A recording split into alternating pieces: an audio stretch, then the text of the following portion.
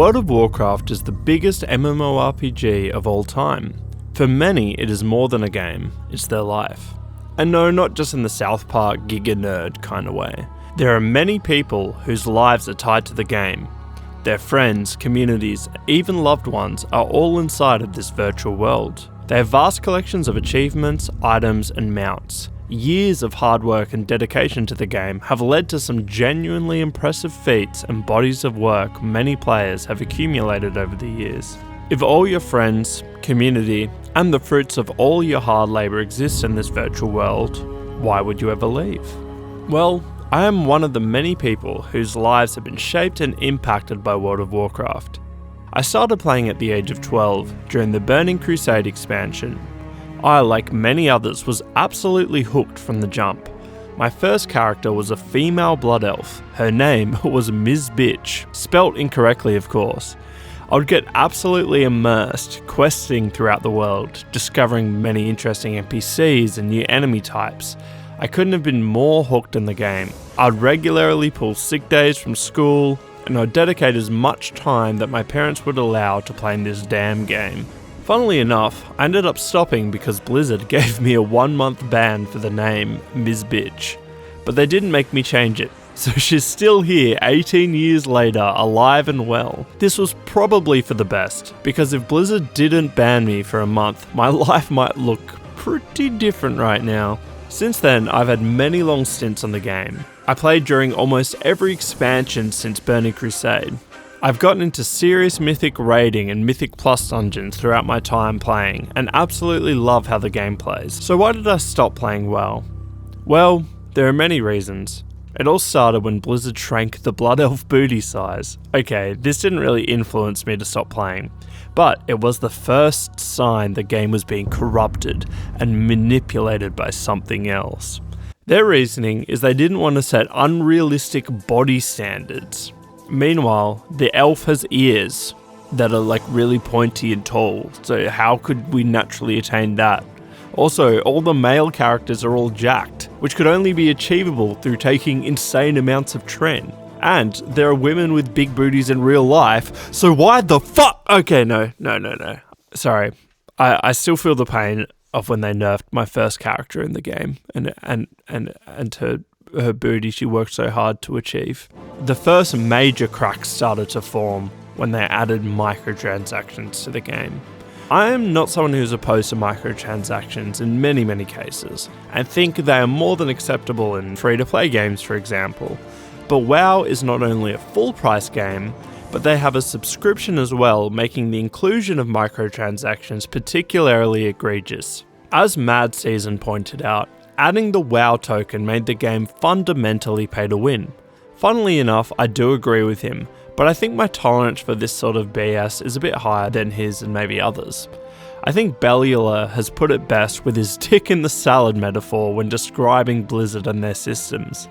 World of Warcraft is a salad, which as a player you might decide you want to sit down and enjoy, but Blizzard has one extra special ingredient they want you to try, and it doesn't exist for your benefit.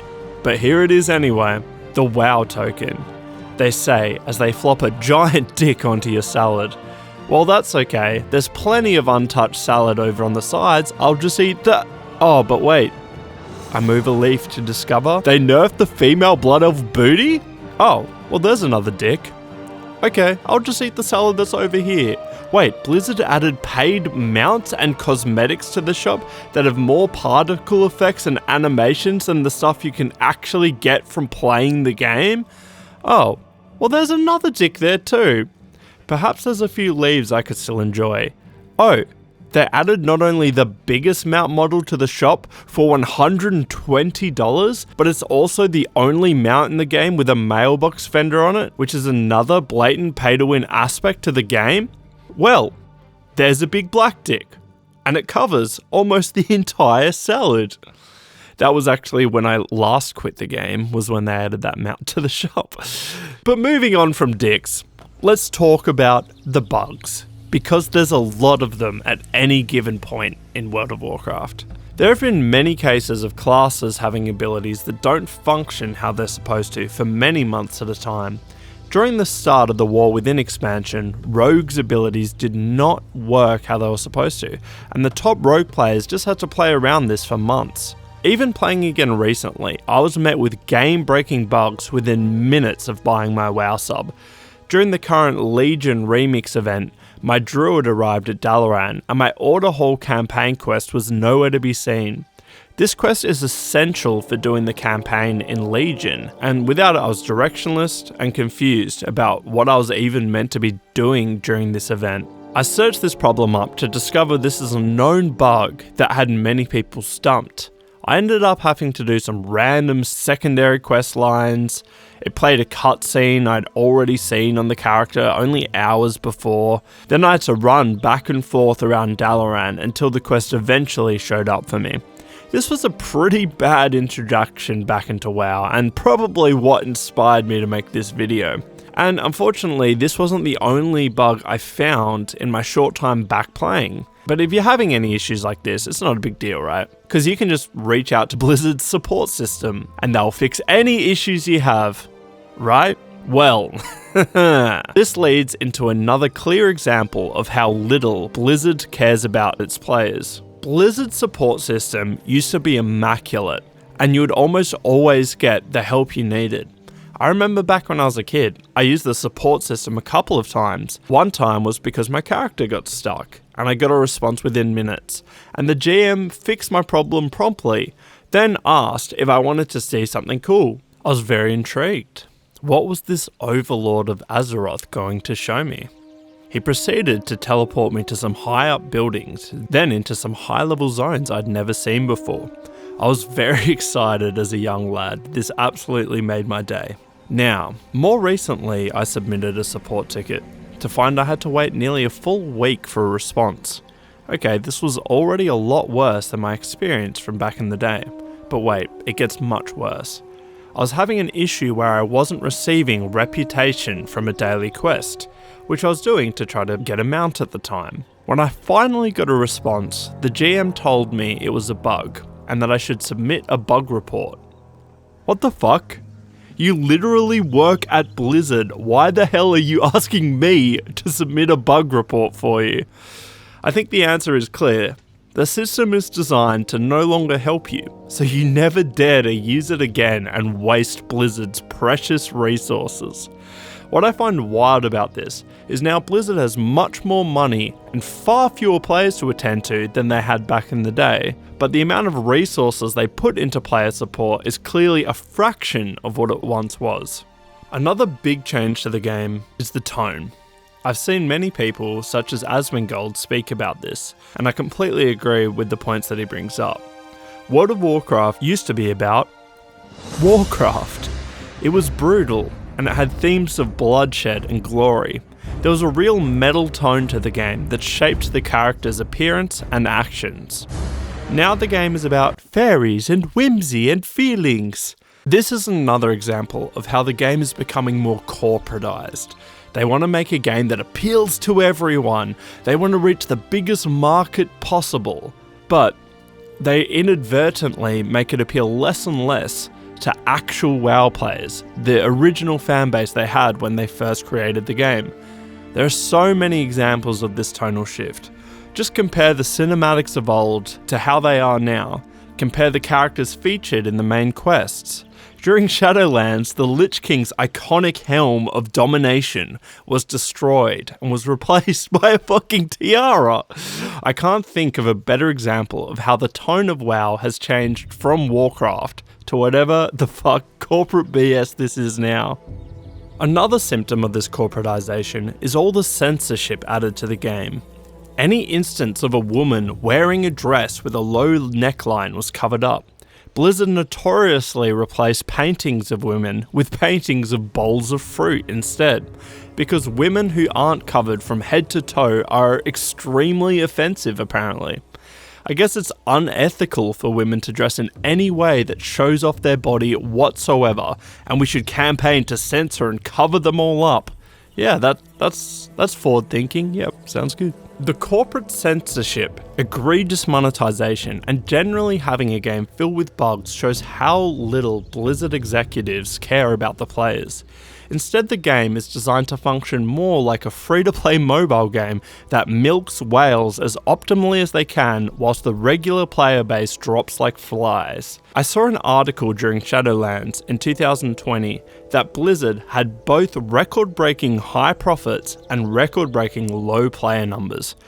This trend of the player base dwindling yet the profits rising shows both how much Blizzard likes feeding its players dicks and how much the whales enjoy gobbling them up. During Shadowlands, they released cosmetic armor sets to the in-game shop, while simultaneously making sure all the armor sets that were in the game at the time had much less detail, particle effects, and just pizzazz as the sets they were adding to the in-game shop. At this time, they'd also set up the legendary items to cost hundreds of thousands of gold to attain, which was essential for players to have in order to find groups and play with others, as it was the most powerful item your character could have. The price these legendaries cost was coincidentally around the same price as a WoW token, and everyone I knew purchased it with the WoW token. This is another issue with the token. It puts real-life monetary value on your time in the game when it comes to gold farming. You see, when a token costs 20 USD to buy, and gaining that much gold would take 10 plus hours to farm, it just becomes a better use of your time to buy the WoW token. Unless you're running a bot farm automatically collecting gold for you, purchasing the token is a much more efficient use of your time than farming gold in the game. You might as well work a couple extra hours at work than spend tens of hours doing professions. I mean, unless you enjoy doing professions, then by all means. But you get my point. Another issue with retail is the difficulty of the game. Leveling in Classic used to be a meaningful challenge. The world had teeth, and if you found yourself in combat with too many enemies, you would certainly die. In retail, it seems the corporate overlords felt the game needed to be accessible to everyone. So the difficulty of the game is literally like an accessibility mode difficulty setting. I'm not over-exaggerating. I played WoW during the start of the War Within expansion, and the leveling experience was so easy it was like I wasn't even playing the game. Legion Remix, which is happening at the time of writing this, somewhat tries to amend this problem by adding a higher difficulty to the leveling with the new Heroic World Tier, which is based off of Diablo's World Tier system. But even with Heroic World Tier enabled, the difficulty still pales in comparison to that of the vanilla game when it came out. You know, the challenging experience that was universally beloved by millions that made the game popular in the first place.